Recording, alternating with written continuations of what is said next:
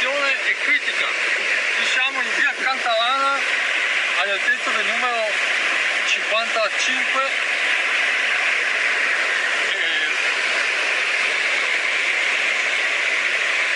Questo è un appalto del 2009 che io ho ereditato, che porto avanti, visto che viene contabile dappertutto, che sono tutti amici degli amici. Voglio ricordare che la ditta che è dentro, Asea, perché ha vinto una sentenza in tribunale, non so chi ha cacciato la casa. Io non sto parlando della ditta che è dentro, io sto parlando di quello che spetta a persone che hanno aziende che non vengono pagate, che sono sul lastrico. Signora Rosso. Ma non è possibile una cosa del genere. Signora, hanno vinto un appalto, devono mettere sul cantiere 1 miliardo e 600 milioni di euro. La mia famiglia è stata espropriata anche della Pedemontana, la SP 111. L'80% era già in banca, hanno cominciato dopo i lavori. È possibile che comincino prima i lavori su terreno che non hanno ancora pagato? Signora, non è possibile, non è giusto. Signora, io non le do torto, io dico che mi aspetta di fare in modo di risolvere il problema. Punto. Bene. È un appalto che io mi sono trovato nel 2000, fatto nel 2000, mi faceva il ministro del 2009, se figura io. Punto, che dico questo. Se il commissario deve risolvere un'emergenza come un terremoto, non ci può mettere 7 anni per risolvere un problema, lo sta creando,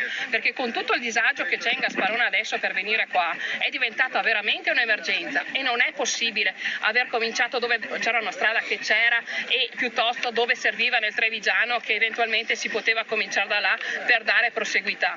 Perché hanno fatto così?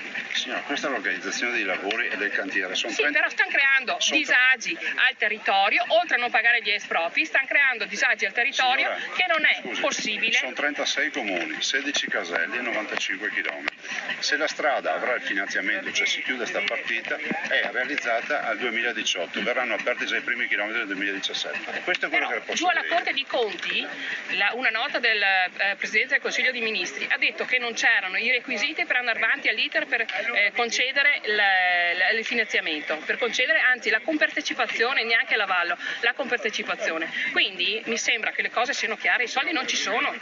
Signora, ma se l'ho appena... È possibile restare con i cantieri signora, aperti lei così? non ha detto una novità, gliel'ho appena detto io prima, che adesso serve il finanziamento di 1,6 miliardi. E chi è che lo tira fuori? Lo deve tirare fuori il privato. E se il privato non ce l'ha, cosa facciamo? Signora, se domani... Volevasi dimostrare, e lo avevamo detto, la Pedemontana è finita sott'acqua.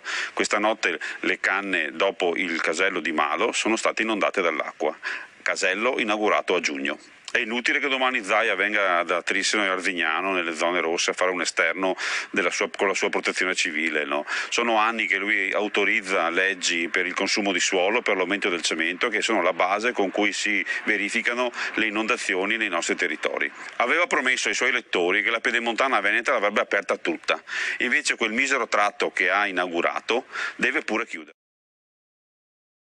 Sono l'unica regione che nel 2012 ha introdotto il blocco dei mandati a 2, quindi a valere dal 2015 tutti i consiglieri, presidente... Possono fare 2 mandati, ma è l'unica...